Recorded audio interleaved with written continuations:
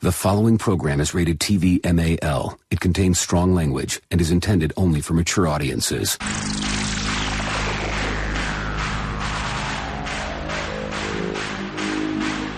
TBS, America's #1 independent television network, presents the following sports exclusive.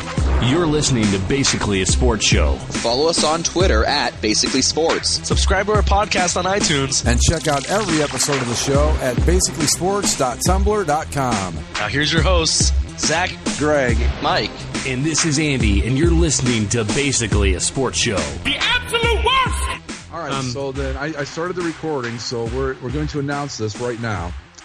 And I guess somewhere before we get done, we should pick a date when we're going to do this. But against our better judgment, we're going to try Basically a Lounge Report number 3. And that means it will be a meta boards-only show, essentially. I mean, if other people want to call in, that's fine. So we're going to do a Google number, right, Andy, that we can call? Yes. Leave a voice message, and then we will play them back on the show and address whatever you want to talk about. And are we going to make anything off limits or just go for it? I would like access to this number, or at least to the voicemails. You can send them to me or whatever. I will edit and optimize them to where they're like good quality. So in case they're really soft spoken or have a bad connection, and that way, at least if there is something truly fucked, I can either bleep it or, or either crop it or whatever, just sort of make it palatable. But I mean, I'd say for the most part, just, a free for all. Just do what you're going to do. These don't come around that often, folks. No, this is the third one in 8 years. So, and we swore after the second one we'd never do another one, but we're going to try it one more time. The end of the world brings up different circumstances. But yeah, so Basically a Lounge Report 3, look for it on the boards. We'll put a thread up. We'll put the phone number up. I don't think we're in a position right now where we can take live calls, but what we can do is you can call, leave your message with your question, your comment, whatever you'd like to say, and we will address it on the show at whenever we decide to do that show. So we'll give you a time, say a week or two to make the calls? Sound good? Yeah. And we'll post the number and all that. You can leave messages. I just say, okay, one thing I will say is off limits is anything in our personal lives. And I don't mean like Andy's wife's off limits, my girlfriend's off limits, our significant others are off limits. Nothing about that. Anything else is fair game. How's that? Does that work? It's fine. Yeah. Okay. I think it's just one of those things where you can ask whatever question you want, and if it's obviously, we should probably screen them a little, and if they're obviously like creepy or untoward, not really something you want to. Right. Well, but I think for the most part, people probably have some interesting questions. Most of them will be in the spirit of the Lounge Report, tilted inward toward the board and such. So. Right. We will just use our best discretion and see how it goes. And remember, folks, you have not one but 2 moderators on this show, so you can really let us have it if you want. You can let them have it and get banned. I will just say this: that banning. Pay attention to the show to hear who gets banned. We'll announce a live banning. Yeah, we can have a little. Can we do that? Funeral.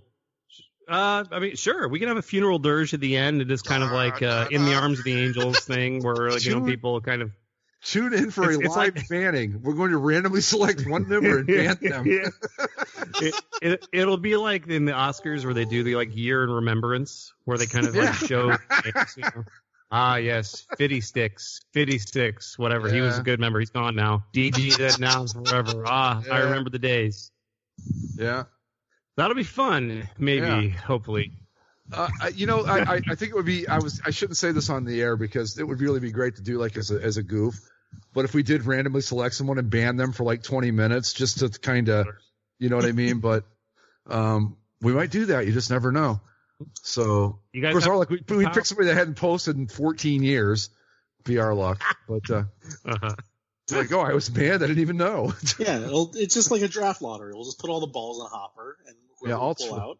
20,000 odd members, and we're going to pick one. Yep. The member who has been banned is to be determined. Just like the NHL. 7. CC. We end up banning Chris. That'd be great, right? Are you even allowed to do that? He's an admin, so I doubt it. Yeah. Yeah. Even if we were allowed to, I would strongly recommend against it. I don't think moderators could do that. I think only fellow admins can unseat. He's busy. He wouldn't know. Chris, I don't even know. It legitimately might take Chris like 5 months to realize he's been banned. Yeah, I can't remember the last time I saw him post anything. I mean, you'll see like stuff from the bot that posts stories and stuff from the mothership. But can we ban the CCSLC bot? We ban the news bot. There are days, believe me. I'd be down to that. I mean, honestly. So anyway, there you go. Basically, I'm watching number 3. It should be fun. The Apocalypse Edition, like everything else. So we'll post the number. We'll start the thread. We'll put it on Twitter for those that follow us from the boards, and we'll make sure everybody knows about it. And it'll be a good time, I think. Can't be worse than the last one. That's the way I figure it.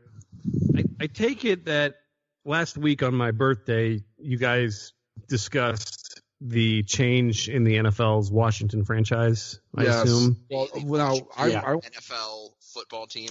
Full disclosure, I was ready to take the week off, but one of us, Mike, wanted to come on and do the show because we had big news to talk about. So I don't control the whims of Dan Snyder. Yeah, I mean, I felt we kind of needed to get it done and over with. But then, of course, it wasn't even the biggest, the only big Redskins news of the week, of course. No, it got worse after that. Surprisingly, they have a toxic culture of harassment and misogyny and other untoward acts just in general. So, well, let's get Andy's thoughts on the name change, and then we'll get into the other stuff. Oh well, I mean, my input's probably not too terribly different from what has already been discussed. As far as it just needed to be done, it took too long to do, and nobody's going to be happy about it. And I don't, in some ways, I'm extremely satisfied that what this is doing on a small scale, as far as like you kind of get to know people a little better via this process. Like ultimately, I don't really care what happens to whatever they become. I'm confident that the legacy will remain as far as like the images and all that stuff. It'll just be antiquated and put away where it needs to be. But like I feel like you really get to understand people's priorities with stuff like this. And when people are willing to lose friends and family and like peers because they have some strange affinity for some random, logo on a helmet of somebody who they're not even the same race of or have no like all they have is some strange fandom affinity for it. You kind of get to it's like, okay, Carl, maybe we're not as good of friends as we thought. Like you're over next door, like weeping in the basement, surrounded by like Redskins posters or whatever. Right, just weeping inconsolably over this. That in politicizing it, it's fine, whatever. It's done. I think we're all just kind of waiting to see what the hell they end up doing, and then we can really fight into the new era of this particular franchise. But do you? Well, I guess the only follow up questions are: do you think because of the timing? I mean, hell, rookies are supposed to report tomorrow to these training camps. They have to kind of play through with it, right? For a year. I think they would just be Washington. I think they would just not have any decals on the helmet. They would just wear the same old uniforms for a year without the branding. They would just come. They just be Washington. And, knowing the capacities of this team or lack thereof, like they would just come out with their regular uniforms with like tape over like the Redskins word mark underneath the collar, like big piece of duct tape on the helmet over the logo. Just a big masking tape W, just kind of on the side. Yeah. I think ultimately there's part of the problem is this, and this goes for all NFL things right now, and I can't even with the Bears and stuff. I just don't care right now because I keep seeing too much about how the season is even going to be executed. So it's like, okay, so how are we even going to cross this bridge when we're not even like why should I care about what Washington's doing with their helmets when we may not even know if there's a product in the field to be discussed. So, but I mean, I understand as far as what you're asking. They'll figure it out. If it doesn't happen this year, they'll do it mid-season, and they'll make next off-season the time when they announce it. It'll happen. Do you have a preference or for what it could be? No. I think no matter what they choose, it's going to suck. And I think there's like a 1 in 77 chance they get it right. And the one is something like nobody's posited. I think there's too much hanging on Red Wolves and Warriors and stuff. And honestly, if the name is something generic like Warriors, as long as the rest of the branding's cool, because they already have really cool colors, like they'll be fine. But I don't know. I think in these situations, as long as you don't come out with something that's just another bird or a cat, then you're probably good. Well, and then the final question, based on something that we talked about last week. If you were running an NFL franchise and you were getting rid of your deemed racist name and logo, roughly how many times would you use that name on the press release about getting rid of the name?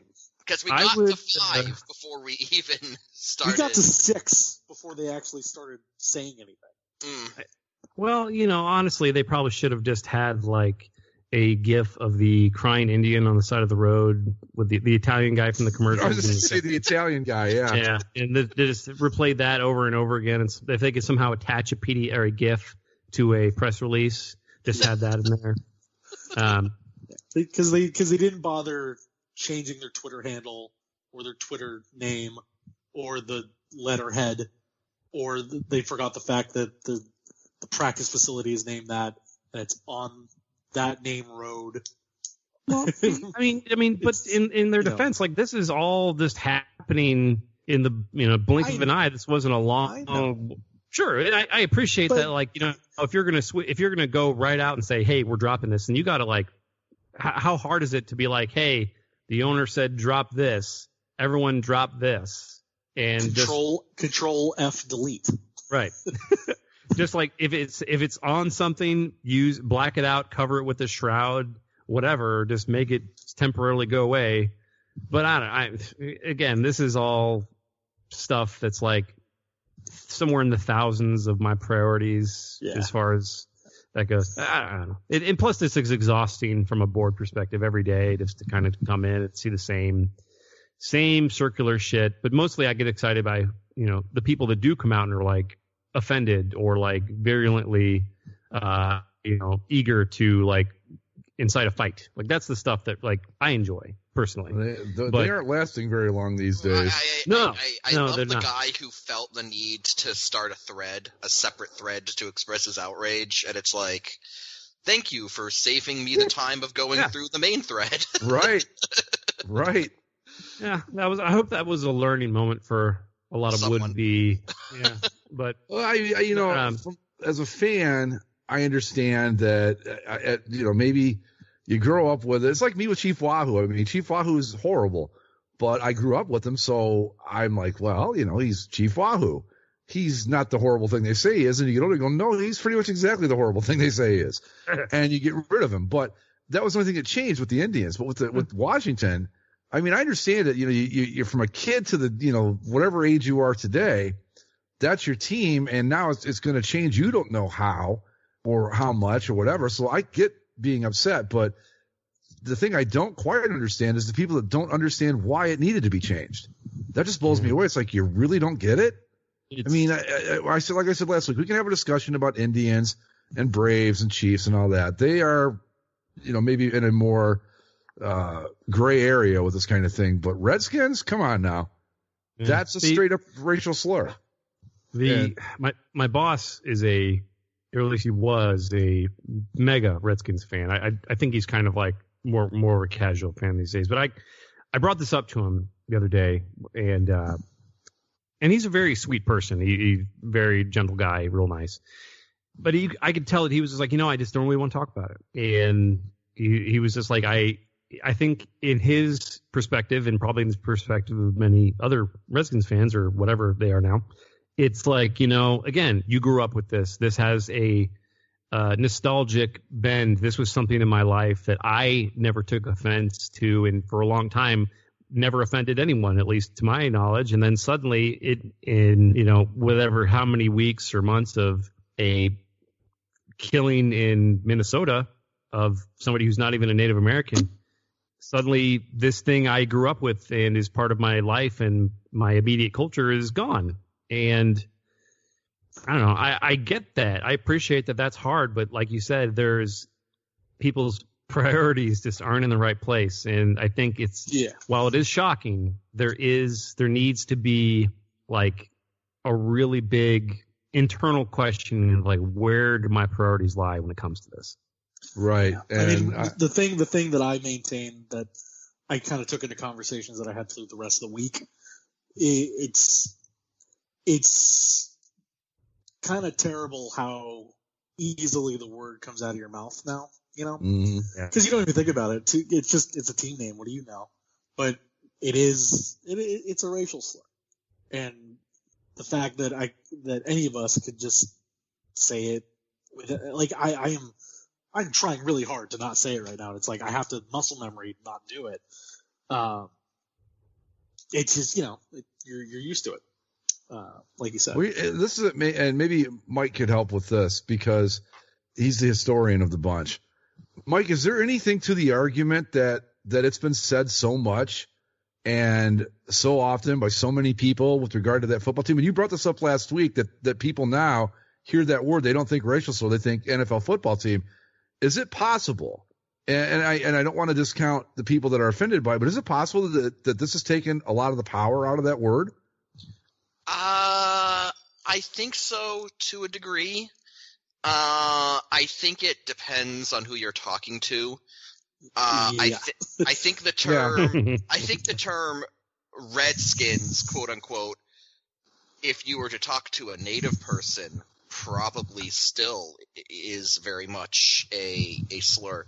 Again, I'm not a native person. I can't speak to that definitively, but I would wager, based off the history of that term, that if you ask a native person, it's like, what do you like when you hear this term, do you think slur or football team name? I'd say that you'd probably get a majority of them saying slur. And then, not to get into a whole thing, but if you ask a white guy who, isn't native, doesn't know very many, if any, native people, and you ask them like, oh, what do you think when you hear this term? They probably think football team. And I think that's kind of the dangerous thing about it. I do think that the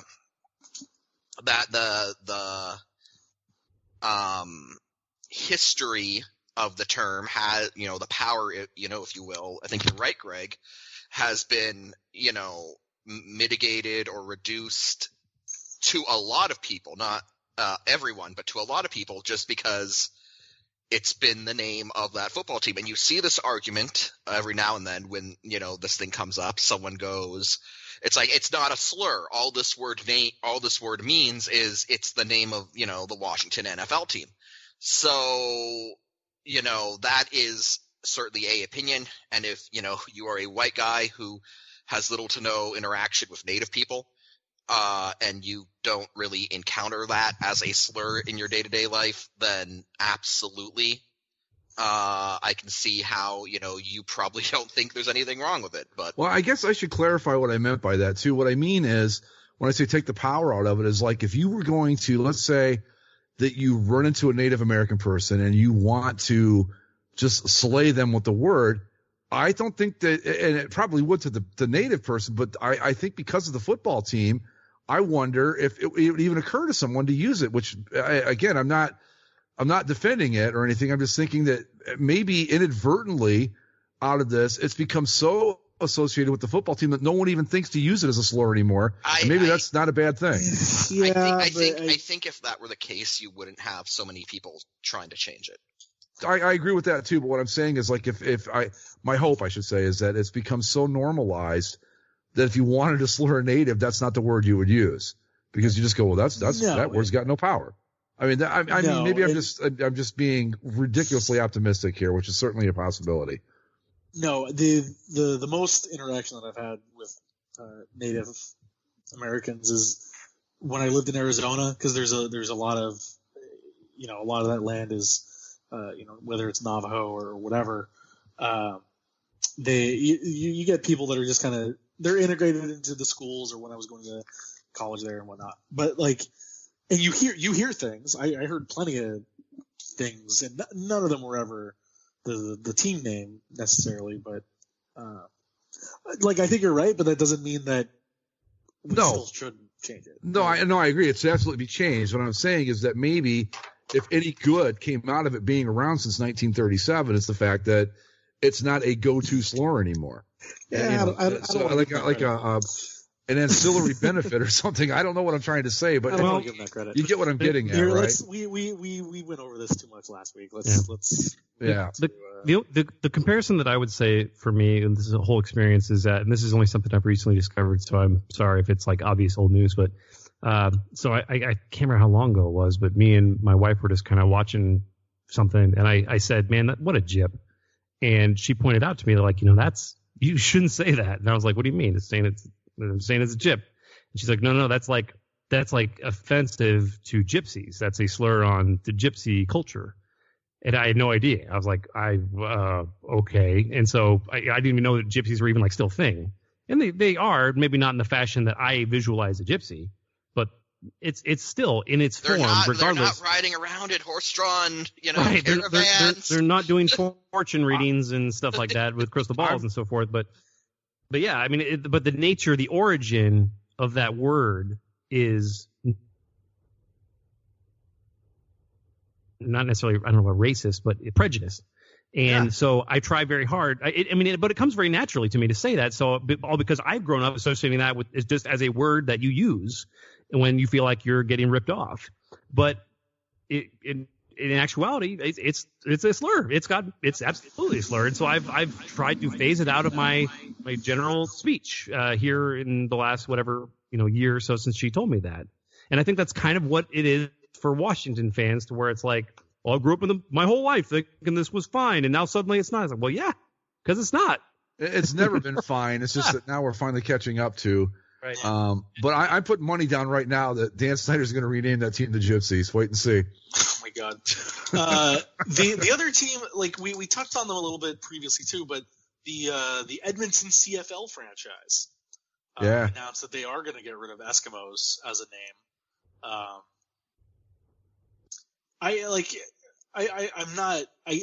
obviously in America we're not as learned on the Inuit people necessarily. So in the reading of it, it seemed like the objection from the Inuit tribes wasn't necessarily the word, but that they didn't want to be a mascot. Is that right, Mike? So it's a weird situation, right? Because in terms of the name, the Washington NFL team, that is a slur, and it was created, by white people to refer to natives.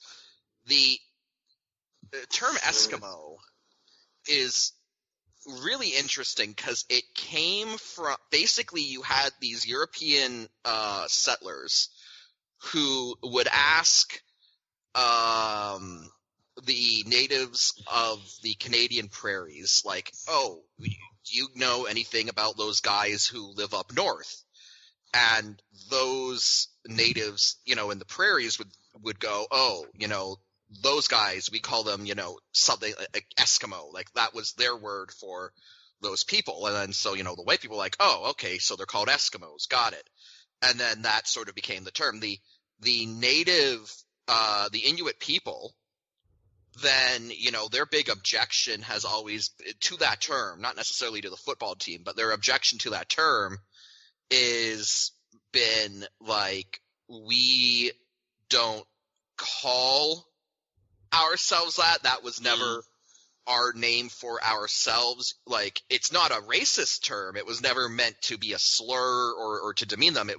But it was another, group of tribes word for them that white people then kind of took as gospel. And then so their attitude is always been well, it's not a slur, but we don't call ourselves that, and we would prefer it if you would stop. I'd heard, too, that it depends on the origin of the word. Like, you get two different stories of it. One's not so good. I don't remember the not so good one. And the other one is based on a French word that means people that make snowshoes.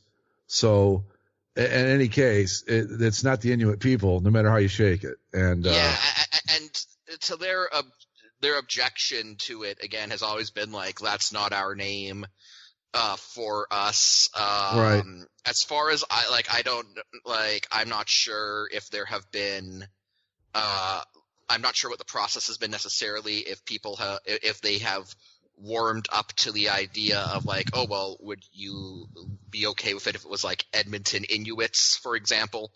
But it does seem very clear that, the Inuit peoples don't refer to themselves as Eskimos and would prefer it if they weren't referred to as Eskimos, and two, as a result of one, they don't want that to be a team name. I don't know what the team is going to be called now. I've heard Edmonton Empire thrown around just so they can keep the double E logo. Yeah, because they don't have a single thing in their identity that even alludes to an Eskimo or whatever an Eskimo is supposed to be, do they? No. Their logo is just the double E. They had a logo in the 90s that was like the double E logo being held by a polar bear. Eskimo with an X? But they but I've heard that Edmonton Empire was the name that they had, been keeping trademarked all this time, and like in case of emergency break glass sort of thing, because their version of the Warriors, except they kept up the trademark. Yeah, as far as I know, they didn't let it lapse like idiots. I'd just be the Edmonton Other Packers. Oh God. Yeah, why not, right? But yeah, I mean, Edmonton Empire would I mean, the strong point is that you don't have to change the logo at all, and it is kind of thematic because Empire would refer to the British Empire, and they play at Commonwealth Stadium, so yeah, sure, why not? But the downside is that Empire is kind of a shitty name, so. Who knows? Is there a third way to spell Rough Riders? I was going to say that. Oh God. No. RUFF Riders. There you go. The Rough Riders. Well, yeah. RUFF RYDERS. And they come out to the Rough Riders anthem by DMX. Well, apparently I've heard someone suggest Rough Riders as a Washington Nationals. As a Washington, NFL team replacement. Yeah. And it's like, I'm pretty sure the Saskatchewan Rough Riders, got that trademark down, lock, stock, and barrel for, the world over when the team folded. Washington Posse. Anyway. Las Vegas Posse. Oh, old CFL expansion. Come on, people. I'm telling you, the Washington Dragons just sitting out there waiting. So we've made people wait long enough now, which is kind of what the media did last week with the Washington NFL team. So I have two thoughts on this whole situation with the culture and all that. One of them I kind of want to get out of the way now is this very bad media trope of I'm hearing some bad news. It's going to come this week. Just you wait for it. I can't report it, but there's something happening.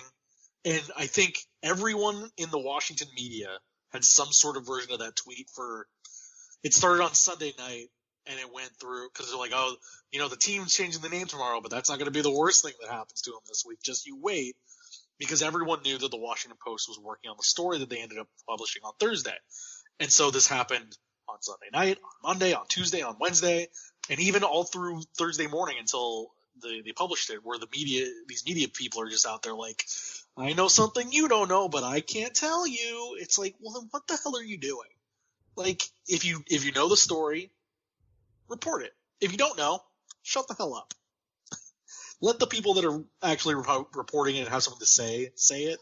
And just because if you're writing for the Washington Penny Saver, and you don't have the story, I don't know why you're drawing. What's your point? Like if you're tweeting, I know something, and it'll be in the paper that I don't write for tomorrow. The goal is incredibly transparent. The goal is to gain followers in the short term immediately. So like if you come out and say it's like, so listen guys, I'm plugged in here and I've got something big that I may get word of it before, like I may not be explicitly saying I will leak the news, but I am essentially saying I'm sitting on this bomb and you guys need to be there when it happens. And then, there's all this build up, the hype machine goes to work.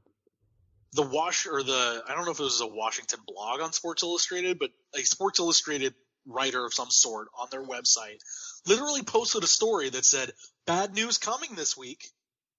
That was the headline. And it's 2020. What the fuck do you think? What kind of news is there? Right. But it's like, what are you doing? Like, you can just say, yeah, hearing stuff. It's not my story, but yeah, I hear something. Like, that's the most I would want to see. But everyone was kind of like dangling it out there. Like, they knew, but they couldn't report it because they didn't have the info. And then, of course, and then the other journalism thing was when the story did happen, professional wet blanket Darren Ravel went to Twitter to say, like, all those people all week that were getting all hyped up, they were hoping that this would be something that would be enough to make Dan Snyder sell the team. And this isn't that bad. And then that came people like, what the hell are you talking about, you idiot? Like, no, maybe it won't get Dan Snyder to sell the team, but that's not the thought you have in public instantly after the story comes out, you dweeb. Anyway. Yeah, it's this culture, and again, that speaks to the larger culture of just like, there's no way you'll ever meet the expectations of the hype machine. Almost never does this occur to where people can build something up so much in their minds to where they want the consequences to be so huge. And I don't know if that's just a conditioning thing to where, people expect every, few weeks for there to be like a Penn State Sandusky breakthrough or some sort of Epstein-esque, like, shattering news where it's like, oh my God, this whole giant scandal thing is happening. I can't wait for the Netflix documentary or whatever. It's like, no, that's not how things work. Sometimes there's just stuff that happens and it's really bad and you should just appreciate it for being fucked. Like, let that sink in. Like, this was not a good thing. This is certainly not a good thing, and it's newsworthy. But when you tease and just and build this machine for clicks and for ad revenue and for hype, that is something that's on. I don't know if that's on ownership of these like media entities or if that's on the reporters themselves as being reckless with their Twitter accounts. But it's ugly. It is certainly very, very distasteful at best. Yeah. So here's the actual story from the Washington Post. 15 former female employees of the Washington NFL franchise described numerous incidents in which executives and scouts made unwelcome overtures or comments of sexual nature, and in some cases were encouraged to wear revealing clothing and flirt with clients to close sales calls. The team environment tolerated frequent sexual harassment and verbal abuse of employees. A lot of these employees were under NDAs, non-disclosure agreements. That one of the reasons the Post story kept people were waiting for it to come out and it just didn't come out the day they were expecting was they were trying to get the team to release them from these NDAs, so only one of the women is actually named. There's stories about these women kind of like commiserating with each other and crying at their desks because of situations they've had to go through. That the team didn't have the proper structure to handle the harassment complaints. That some of these things would be, even when they were brought up, they weren't ever dealt with. Dan Snyder, belittled every single person that works underneath him, creating an uncomfortable workplace. One of the former president of business operations, Dennis Green, supposedly encouraged the women to wear low-cut blouses and tight skirts during those sales meetings, like I said. The team, ahead of the story coming out, the team hired an outside attorney to, quote, conduct a thorough independent review of this entire matter and help the team set new employee standards for the future. Thank God. Thank goodness for that, right? In the week leading up to the story, the director of pro scouting, Richard Mann, Alex Santos, is the director of pro scouting. Richard Mann was an assistant director of pro scouting, and Larry Michael, the team's play-by-play announcer on the radio, all left the team. The two executives were left ahead of the incidents being described as inappropriate touching, inappropriate comments, flirtatious sexual texts. The play-by-play guy left after objectifying and off-color comments about female employees. So basically, this is all to say there's a lot of kind of nip and tuck in some places. There isn't one giant, oh my God, they did this. It's just this entire culture of, for lack of a better word, a toxic culture created underneath Dan Snyder. And while he's not particularly the guy pushing the buttons on this thing, he's still the guy in charge, and he's still certainly aware of what was going on. I mean, when it happens under your watch, even if you're not directly responsible, like, if you don't do anything about it, you are culpable. You had all the power in the world to stop it, and you didn't. So, well, when I used to manage like a radio station or a TV station, if something fucked up happened like 3 levels below me, you know who got in trouble? I did. And it's as simple as that. You're responsible for your team, for lack of a better term. And when you're the guy running the entire operation and you let shit go, that's on you. That's not, you can't blame everybody else. Go, I didn't know. How can you not know? You know? Well, I mean, it always comes down to the thing, right, where it's like you either knew or you're incompetent. Right. And with Dan Snyder, he might legitimately be incompetent. But I'm always astonished that there are men out there that still behave this way today. Well, I just don't get it. Did you hear I heard this about Dan Snyder. I don't know if this is directly, tied to any of these revelations, but like, apparently at one point he found out that someone on his staff used to be a male cheerleader in university. Yeah. And forced them to do a handstand in the middle of like a meeting. Cartwheels. Cartwheels. Yeah, it's like what the fuck, man? What the fuck's wrong? Belittle that guy for knowing that. Yeah. As I'm scrolling through here, there's another thing where women that worked for the franchise were told informally by veteran female staffers that there were certain places that they should not be walking, including an open stairwell in the middle of the facility where people could look up their skirts when they were walking down the stairs. It's like you said, Greg. It's that jocularity frat stuff that when you get, especially in what is ultimately a very testosterone-heavy, masculine sort of environment of an NFL franchise. That's no excuse. It's not, but I'm saying like that's where these things kind of start, and they all think it's okay because it's like, we're just boys, we're just doing our thing, whatever, blah. And it's 2020, it's a different world. This isn't like that sort of crap gets a pass on Mad Men because it's the 1960s and everybody's smoking and drinking and we're men's men sort of thing. And we've evolved as a culture in that time to where like you can't do that crap anymore. And women are involved in these franchises and they're making waves in their own way. And so these sorts of cultures have to die because we're supposedly getting better as a society for it all. And you just can't act that way anymore. And the fact that it had been brought up before and that nothing was done to change it at all is where the real problems come in. It's not that it happens, but if it happens and you don't do anything about it, then it only gets worse. And you get to the point where they did this week. Well, reminds me. Oh, go ahead, Andy. I'll say this reminds me. Go ahead. Go ahead, Greg. Real quick, there's a text exchange between, I don't know what the guy's position was with the team and this woman, but it is just cringeworthy, the stuff that he says to her. It's terrible. And you go, how in the world does he think this is going to work? I mean, this is what I call the 1%er plan. I'll try it 100 times. If it works once, it's a success. And seems to be the kind of the culture there. But go ahead, Andy, what you were going to say. Oh, I was going to say, this reminds me of, and when I was reading over this earlier, I recalled an article from 2 years ago, which I've dug up now. It was about cheerleaders, and obviously cheerleaders in the NFL especially are just like among the most targeted sexual harassment targets. Well, the Redskins were a part of that.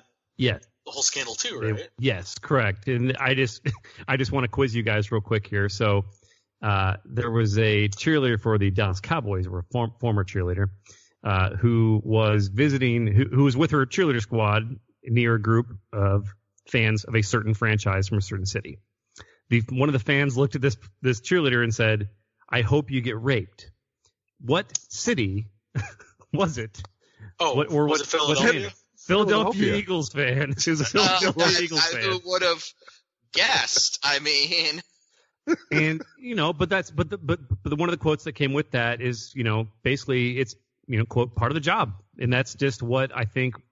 And that's something that's been going on with women in the sports industry for a very long time. Is just, I think there's many of them, whether it's journalism or it's cheerleaders or just medical, whatever matter of them being involved in the business, is like essentially it's almost like there's this weird unspoken you're just gonna have to deal with this type situation because you can't.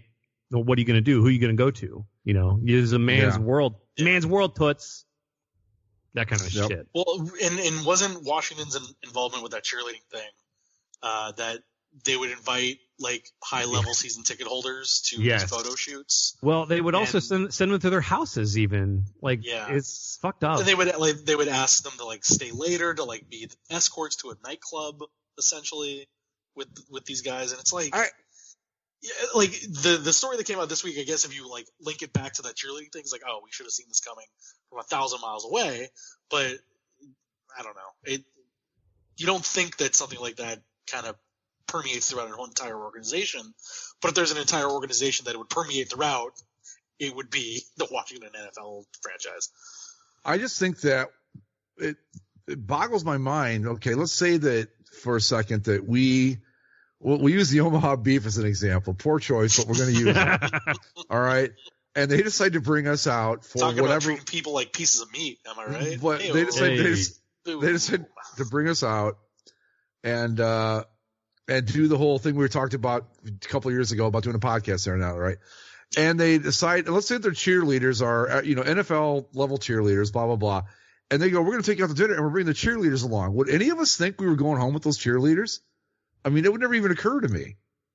I don't get it. Sounds uncomfortable, like it's like what is this? Like I thought we were doing a sports thing. What involvement is even the concept of cheerleaders is so antiquated now. Yeah, but I feel like it's cute at high school. It's a little okay at college, but in the NFL, it's like really. I mean, I appreciate cheerleaders as far as an activity for unique and talented athletes of whatever gender to participate in when they're younger. But on the NFL level, it's just like one of these last remaining vestiges of when NFL was kind of like collegiate in a way, and now it's like every fucking year I have to listen to these old craggy Bears fans that are just like, I wish they would bring back the Honey Bear cheerleaders. Just like they're just in the stands of Soldier Field, just like, oh god, that doesn't sound. I don't sound like something I want to hear at all. I can proudly say that my Cleveland Browns have never had cheerleaders ever. So there's that's that. only because it's Cleveland. I mean, who's gonna? I know, but would you want to see Cleveland cheerleaders? Right? Yeah, come on now. Hey now. Kidding. This is obviously a joke, not a serious thing I said. Just for any future employers that are listening to these podcasts. To the fine women of Cleveland, we're sure you're lovely. Not my intention at all. I don't know how to go. I don't know how to approach this topic, so I'm just going to leave it be. I'll just say that Cleveland affords itself quite nicely. Let's put it that way. I've always said that when I went to my first NFL game, I really didn't understand the point of them there, because you're in a stadium and you have the let's make noise, like there is no cheers for them to lead, right? Where like you said, it makes sense in high school it makes sense in college because it's a school thing, school spirit, etc. Well, yeah, and most college cheerleading squads are 50-50 male-female. It's not basically women on parade like it is in the NFL. I mean, let's be honest about it.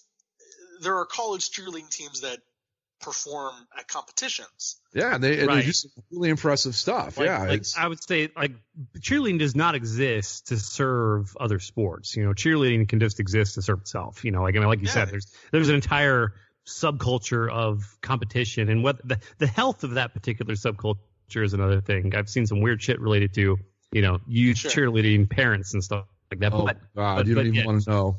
No, yeah, but to your point though, yes, exactly, that's a good point to where you have to respect that this thing is independent of football in many ways. Yeah, even in high school now, just last year, competitive as they call it, competitive sport cheerleading is now a high school sport here in Orange County in Southern California, where they host matches against other schools and they perform routines and they're judged and they compete like a regular old competition. Yes, there is still the traditional show cheerleaders that stand there and wave their pom-poms and say, let's go team, go big red, whatever you want to say. And that's just tradition, but professional cheerleaders are not, they're like the only thing that I think is they're funny, Playboy models in team colors is what they are. That's why I do think it's funny that the NHL teams are like, sure, we'll have cheerleaders, but they're actually going to work. They have to sweat a little bit and go shovel the ice and pick up the Zamboni droppings and whatnot. Which is it's kind of funny when it's like, oh yeah, sure, you can be pretty, but you also have to work a shovel. Well, that's it's Canadian. It's a Canadian work ethic, right, Mike? Sure. Yeah, it doesn't matter how attractive you are. You grew up in Canada. You're gonna use a shovel to shovel snow at least once in your life. There you go. That's right. Exactly. Yeah, you're real pretty and everything, but grab a shovel and get to work, huh? Yeah.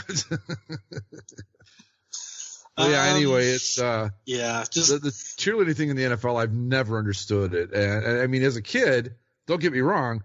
When the Dallas Cowboy cheerleaders became a thing, that was like, well, this is neat, because at the same time, what was the, what was the world? I mean, what was the world like back then? Today, not to get too crude. Everything was steam powered, Mike. I mean, not to get crude about it, but I'm just gonna call a spade a spade. If you want to look at pretty women in the year 2020, porn's free now, man. You don't need to, catch a glimpse of, the Dallas Cowboys cheerleaders every Sunday to get your rocks off. You can. Yeah. But you know what? And to be perfectly honest, if you've been to an NFL game in recent years, I find that I forget that they're there, because there's so much other noise and whatever else going on at an NFL game that by the time that I notice that they're doing their routine, they're almost done with it. It's like, oh, right, it's a TV timeout, so they decided to do their dance. That's the thing about it, right, is also that when they do that, it's like you're in the stands. It's a huge stadium surrounded by people. You're surrounded by noise, and the cheerleaders are usually off, to the side on one quarter of the field doing their routine. And if you're not looking, if you don't happen to be looking directly at them, you're probably just going to even miss that they're there. Right. Yeah. And I worry that, the tone that's being set here is that, there is no place for cheerleaders. It's more of I feel like cheerleaders have been misused in their, they have not evolved along with everything else. I feel like in some ways cheerleaders should be a part of the league, but you have to put them in the same category as, and this may sound derogatory, as the mascots, to where they're used with, controlled and fan environments, interactions to improve and really bring about a better fan experience. Yeah. But I think not as prostitutes. That's one way to improve the fan. No, you're right, Andy, because when they're standing there just waving the pom pom, that's not useful. You're not doing anything. But if they actually use them as a performance. Like doing a dance routine can be impressive, but when I'm thinking about like the actual cheerleading routines, like the ones that you think about for colleges and high school competitions that are the pyramids and the flips and everything else, do that. Like, that is a feat, and that is entertaining, and that is well worth having as part of the NFL experience. But to just be pretty and wave a shiny thing and wear high boots and a short skirt, that's not necessarily something that's like part of the entertainment.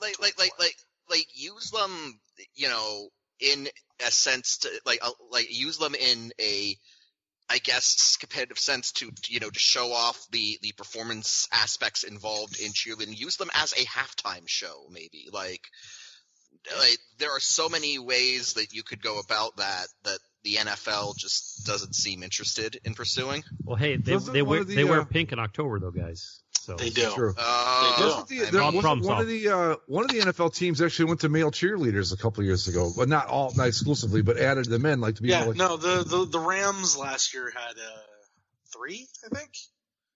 Okay, I was thinking it was the Saints. Was it the Saints that did that? I think a lot of teams are integrating them. I was gonna say. Look, man. Maybe I'm the only one here who could say this, and it won't be a shitstorm. And I was just gonna say San Francisco. Wait, am I allowed to laugh at that? Yeah, no, it's fine.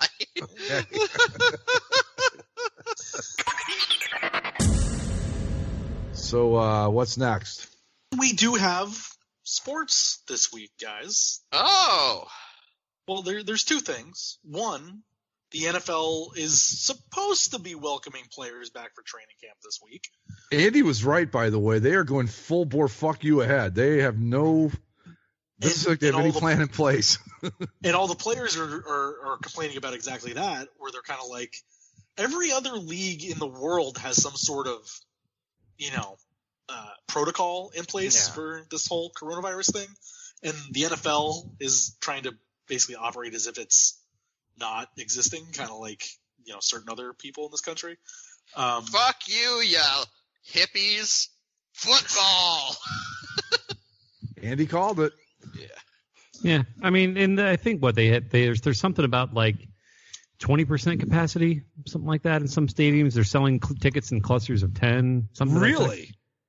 I thought that was a Patriots. Let's see if I can find that. I've contended all along that if you could put fans in the stands, you just couldn't put very many in the stands. Yeah, 20% capacity. Yeah. Yeah, I mean that's better than nothing. I will say that, but there's no way in hell fill an airplane. Allow that. I don't see why not. If it's outdoors and people are, Yeah, I mean, they want to get people in the stadium, but the problem is there's just so many gathering points. Like you can very easily spread people out across the stadium, but essentially what you would need to do is have a very regimented, scheduled matter of entry. You have to control the entry so there's not people clustered and bottlenecked. Then you have to make them stay in their seats, and then you bring them there. You have them use an app or something to order food or whatever. I mean, honestly, obviously, you can't just have somebody go by and do you need to use the restroom, sir, with a big jug or something. Right. But basically everything except for that, and including that's obviously before you get to masks and things like that. But I mean, shit. If you can I'm trying to think of the right word here. If you can enforce every policy you make, then sure, go for it. If you want to limit your capacity, all good. But what they're not going to do is stop alcohol sales. They're sure as shit not going to stop alcohol sales these days.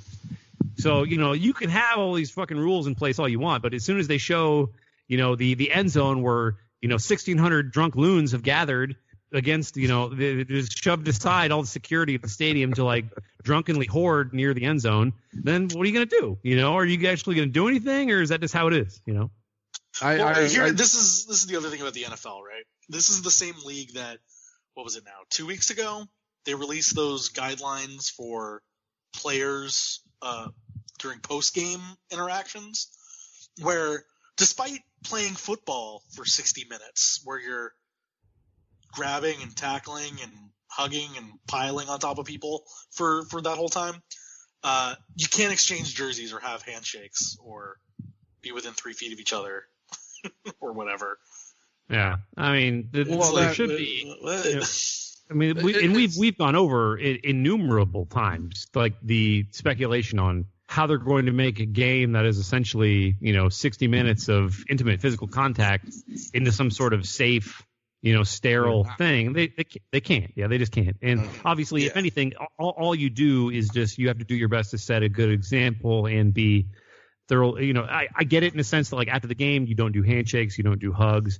At least you don't do it on camera. Go to the back or go to certain parts of the stadium that are designated for this purpose to at least to where some kid at home who's a big Cowboys fan or whatever won't see his favorite players hugging and embracing with no helmets on and stuff. And why the hell they can't do that kind of stuff. So well, it's like you said, they were going to go ahead full bore. I'm surprised they're only at 20%. I figured it would be 50.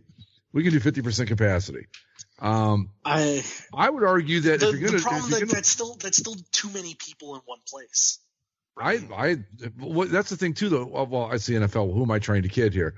I was going to say you still have to have people that want to go, but it's different with baseball. Basketball you can't. Once again, the safest place to be would be a Chargers game. Yeah, right. Exactly. We know the teams that we could go see safely: the Chargers, the Rays, no problem. Well, and hell, the Chargers would in theory be playing in the newer stadium, so more space to spread out. Right. No, right. I mean, like that could be the Rays of the NFL. It's like I'll go to a Chargers game, I'll have like 2 full sections to myself. It'll be great.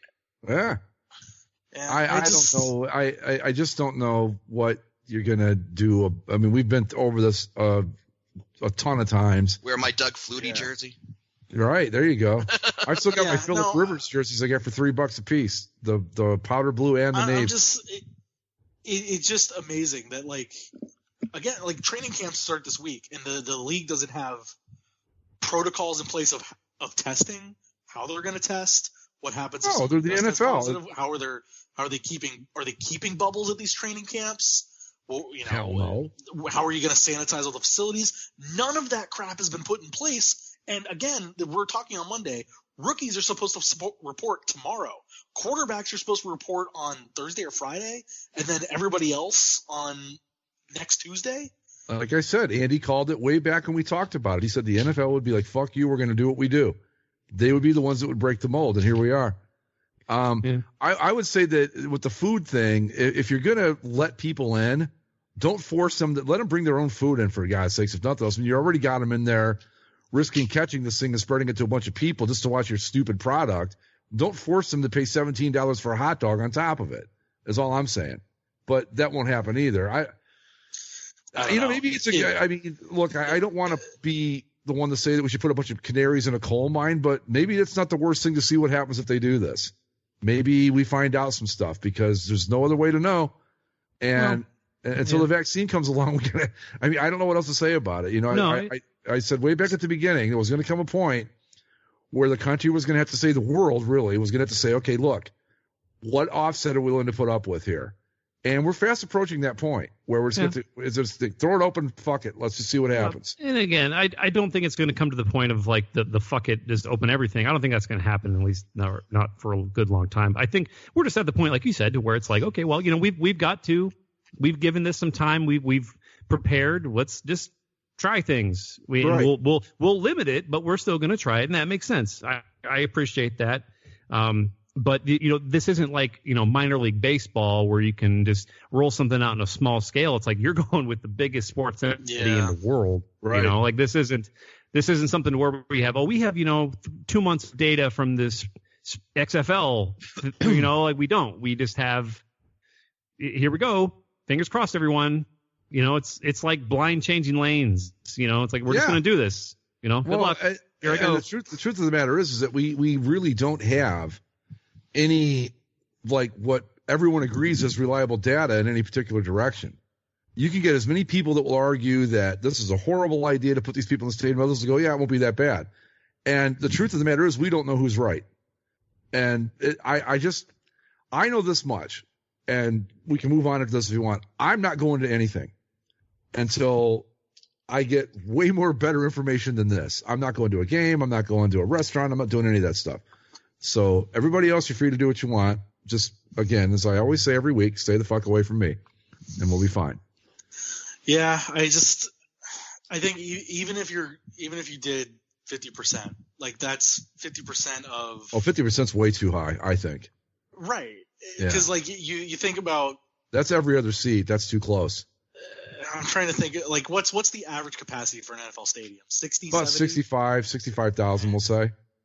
I can't see any reason to have 35,000 people gather somewhere. No. Or 20,000 people gather somewhere. Mm-mm. Like, the fact that we're up against training camp, and they haven't said officially they're going to cancel preseason games, but I think that's kind of where the wind has been blowing, that they're going to just get rid of the preseason games for this year.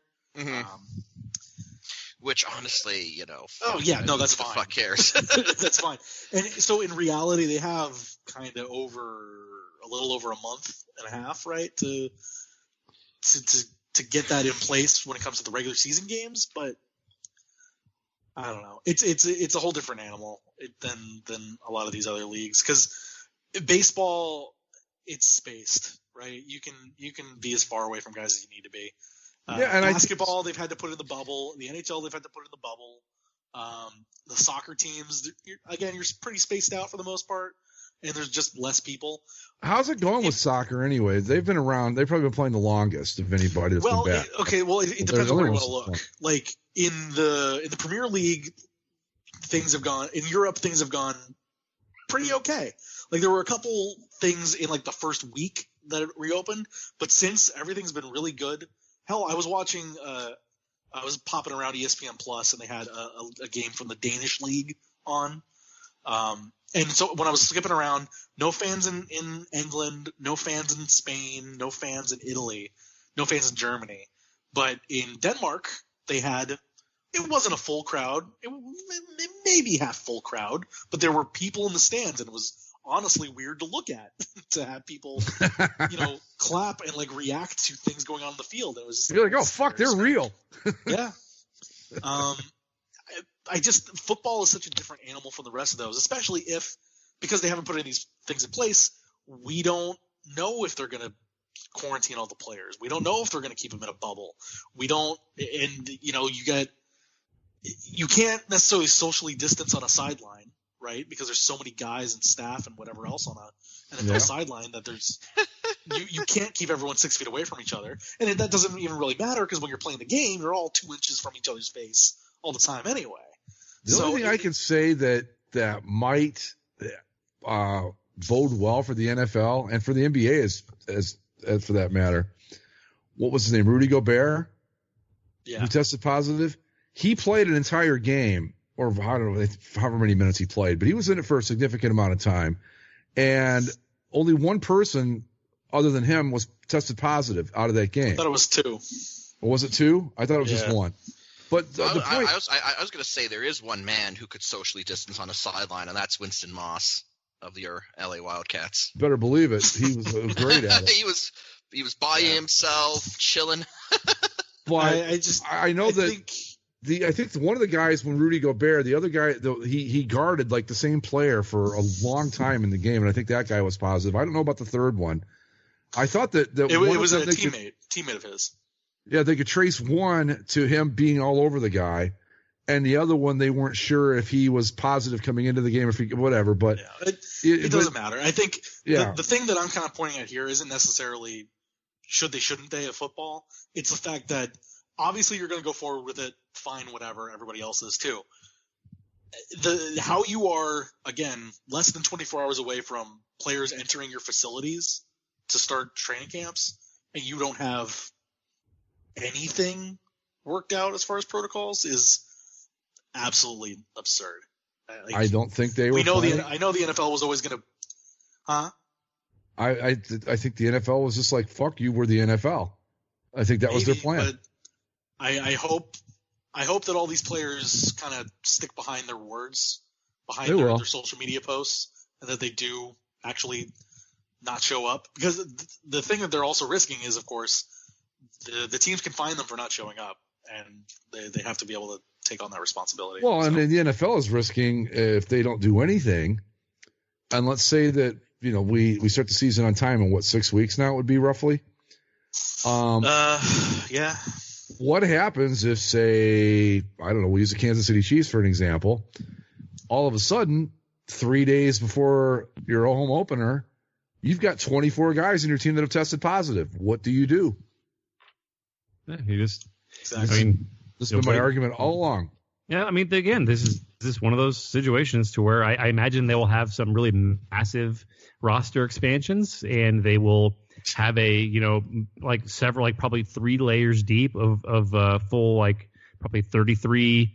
I don't know, some random number, some arbitrary number that would essentially give you backups upon backups upon backups to where, like, obviously if you have a swath of people who are infected, well, then it looks like the, Q team is going to be out there against the, Cowboy starters or whatever, So, I mean, that's just going to be a reality of the league. Now quarterback of your Kansas City Chiefs, that dude that played quarterback at Ball State 3 years ago. That's his name. I mean, if Jared Lorenzen wasn't dead, then this would be like a high time for Jared Lorenzen. Is he dead? I believe he's dead. Yes. Yeah. He died. Yeah, it's a bummer. That's too bad. He would have been awesome at this. Probably killed him in the long run, but whatever. The other thing that I still don't believe and probably won't believe until it actually happens on Wednesday or Thursday, Thursday or Friday, I guess. Baseball. The MLB season. By the time this podcast comes out, Major League Baseball will most likely have been played. Which is like... Except in Toronto. Yeah. Except in Toronto, right. Where the Canadian government just was like, no? and while we're taking credit for calling things in advance, I sort of called that one. I said, I don't know how they're going to do this with the international travel part, and here we are. The best part is now apparently the Blue Jays are looking at playing in Pittsburgh. The Pittsburgh Blue Jays, all right. And so you're going to have the Penguins playing home games in Toronto, and the Blue Jays playing home games in Pittsburgh. Oh, yes. So, oh God, can we do one of those like World War II things where it's like the teams merge? It's like the Toronto, Pittsburgh Blue Pirates or Pirate Jays. Like the old Steagles, right? Right. Yes. Or like the what was the other one? Like the Rays, the J. Lee Roger. Yeah. Can we do that? So I think trying to make predictions for this MLB season would be just folly. Yeah. But I think something that's interesting is I went back and found like the records through 60 games last year. To see where things kind of sat at 60 games last year, which would be, similar to this year. There's not a whole lot of movement, especially in like the American League where things are kind of separated. But for example, the Washington Nationals were in 4th place in their own division. Yeah. 60 games into the season last year and didn't make the playoffs. And of course, ended up winning the World Series. The St. Louis Cardinals were in 3rd place after 60 games and ended up winning the division last year. The Dodgers were well ahead, and you can try to pull like the best 60 game stretch of each team last year, not just from like day 1 to day 60, but from day 20 to day 80, whatever. And it's just so arbitrary. Odd. Yeah. I don't know what to make of it. I don't know if you caught any of it over the weekend, but like some of the exhibition games that have gone on, just like what the feel kind of is for. Yeah, it's weird. Nothing. It's weird to watch. It was confusing because I saw on Instagram some Cubs stuff, and they showed a Wilson Contreras home run, and I was like, okay, oh wait, this isn't batting practice. That's a game. Like that was a highlight. Yeah, dude. Yeah. Go ahead. And you just like I'm sure you're going to say the same thing, where you just see some bonk into the bleachers, and maybe one guy running to get the ball who has like a Wrigley Field shirt on, clearly some attendant or something there. And that's just going to be the game. You're going to have a lot of that, to where it's just kind of a weird, eerie experience, and that's that. I watched a guy for the Yankees wearing a mask hit a home run, and I thought, well, that's the weirdest thing I've seen in a while. It was a cool look. I thought it was actually pretty cool. Yeah, I thought the masks actually kind of work in baseball, don't they? And They're like, it wasn't like a medical mask. It was it was more like the mask that I've been more comfortable wearing myself, where they kind of you put it over your head. It's almost like a scarf, a tight scarf that you pull down. I was gonna call it a wrestling reference that you might get, Andy, like the old shield masks, like kind of, yeah. I don't know what there's probably a without the cringy like skull pattern off. Right? No, that was Well, but again, like it was it had like did it have like a Yankees logo on it, or was it just Yankees colors? Or they're selling team branded masks now. Which he wasn't wearing a mask though. He was wearing one of those right. Like ski mask sort of things where like you wear there's a name for them. I can't think of. They sell them all over the place here. I can't think of the name of it, but you basically you pull it down around your neck and then you pull up the bottom or the top part of it over your face. That's how it works. It's a big tube. Yeah, exactly. Yes, it's a cloth tube. Yeah. I mean, and that lends itself to every sport. Oh, apparently, update my Gaiter. I assume it's pronounced Gaiter.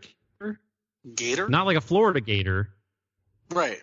But anyway, that's what it's called, a Gaiter. Yeah, I saw that earlier today. Yeah, that's it. Yeah. Anyway, I thought it was Gator too. That's what I thought it said. But that's that's something that you could wear in any sport.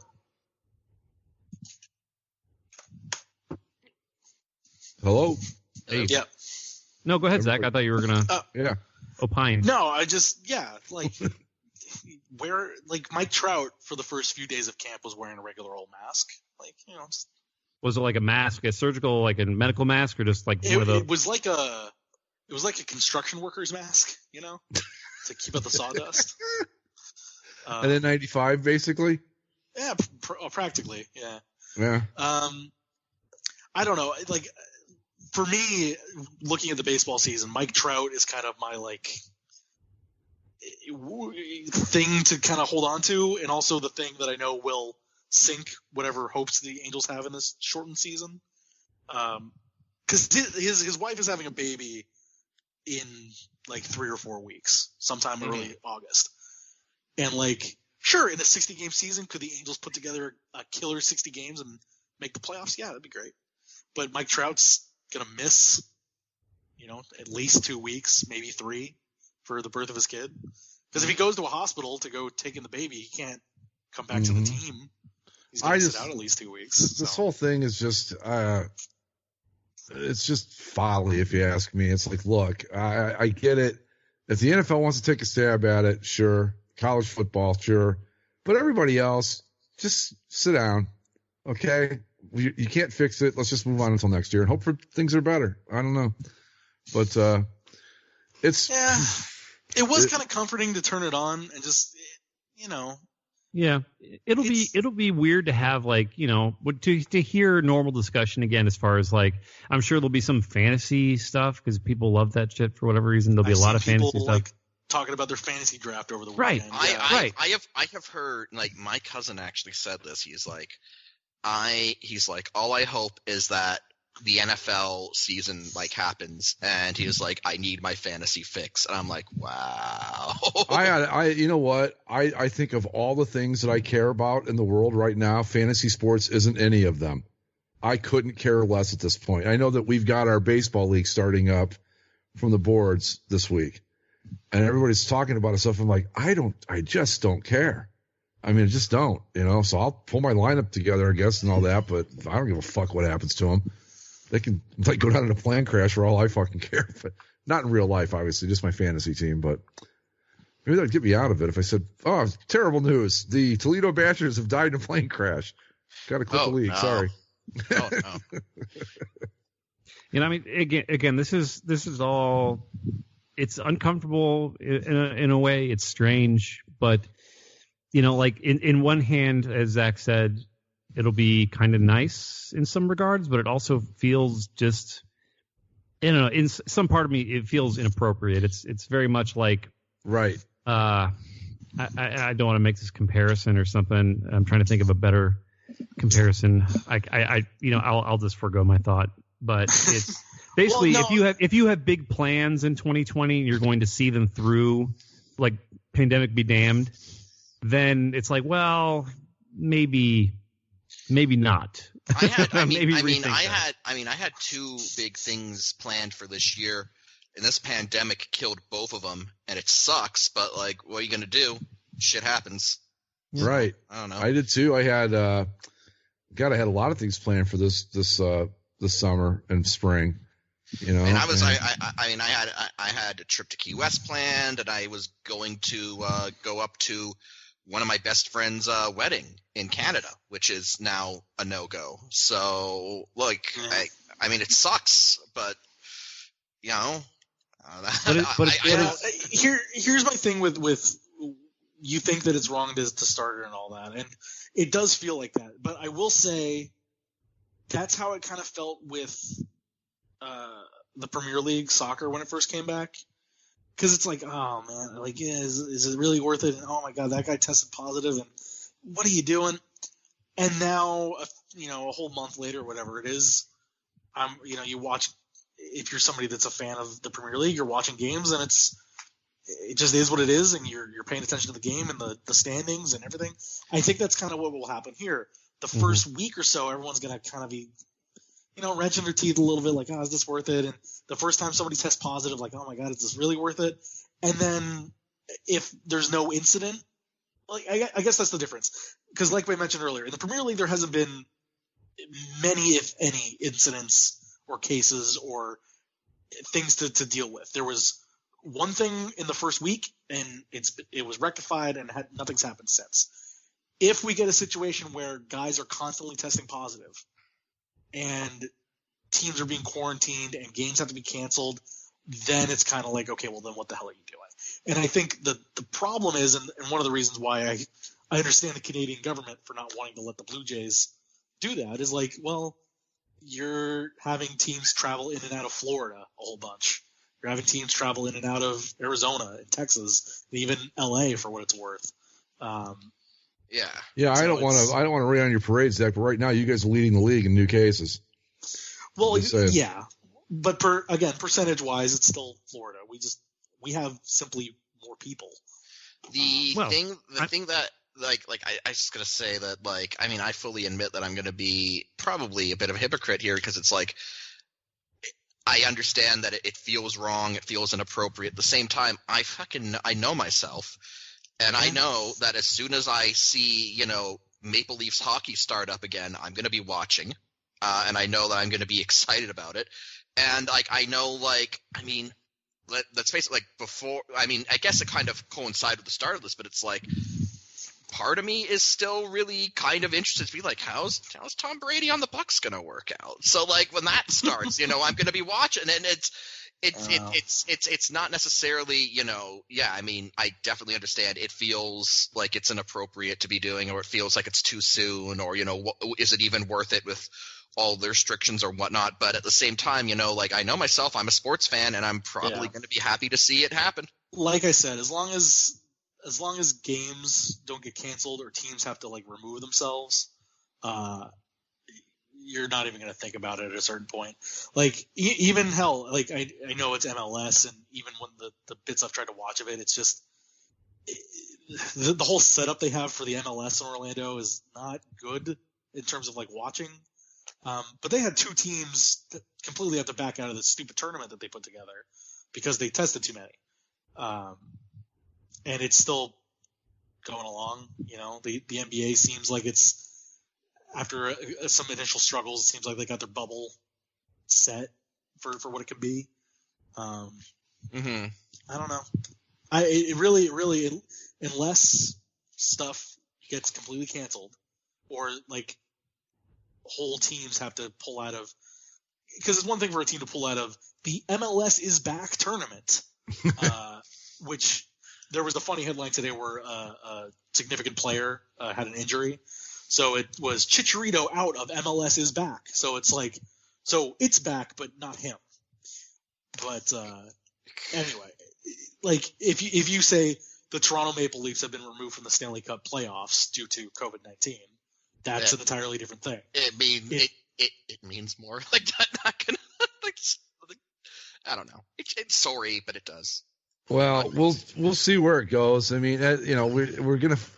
I guess with just NASCAR and soccer. I love NASCAR and Zach likes soccer, but let's be honest, they're not the two most popular sports. Right. Yeah. So we will see how it goes when some of the big guns start coming back here with baseball, hockey, basketball, and because we got baseball this week, basketball next week, hockey the weekend after. Like it's. We can wrap it up after. I just got to say this. Do you know how freaking out of it my internal clock is? When we were talking earlier, I'm like, this time last year, we were talking about NHL playoff hockey, and then I thought it's almost the end of July. We weren't talking anything of the sort. No, but it feels like that's where we should be right now. A year ago, we had already wrapped up the NHL and then the NBA, and we're like, oh shit, we got to talk about baseball for 2 months. Like, no, we'd be going into football again already at this point. No, the internal clock thing is messed up. I do want to say one more thing about all this. How fucking hilarious is it going to be if, like, Tom Brady's focus pills end up being, like, the secret cure to coronavirus? I would think it'd be funnier if strawberries were the cure to coronavirus. And Tom Brady is just oh no, Tom, you either eat the strawberries or you die of lung disease. It was the Gwyneth Paltrow jade egg that we've all missed out on. Far ahead of its time. If everybody would have just been lighting up if everybody just lit up those vagina candles, it would have kept the virus. I was gonna say, I knew she did something like that. I was like, did she look? Never mind. Yeah. I was gonna say she'd look smell my asshole candle. That's not correct. No, she made vagina smelling candles. Yes, she did. As a matter of fact. Oh my god! All right. Anyway, folks. America. Yeah. Good place. Where you I love it. Good a place as any there. Oh, you know what? I'm writing that down for a GTOV entry. You write that down real quick, Mike. But speaking of which, Cosmic, excellent work on the list of GTOV entries for next year. Very nice job. Done. Yeah, well done. Don't forget, folks, we're going to have basically a Lounge Report number 3 coming up here in the next couple of weeks.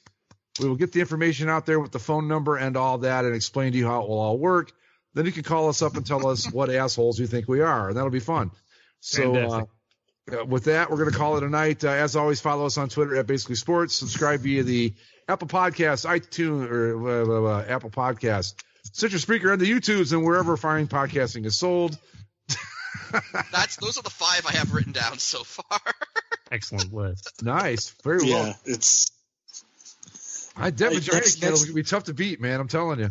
Next year's GTOV bubble tournament is going to be. Oh my God, we've got some great entries coming up. But anyway, say what you will about 2020, it's not going to be lacking. We're going to have a lot. We can go back to 64 entries. I think next year we'll be okay on that. So, I forgot about Anime 2 Can Sam. That was another one. Strong candidate. Yeah. All right, folks. We'll see you next week. Stay safe out there, and as always, stay the fuck away from me. Wear a mask. Wash your hands. Bye bye.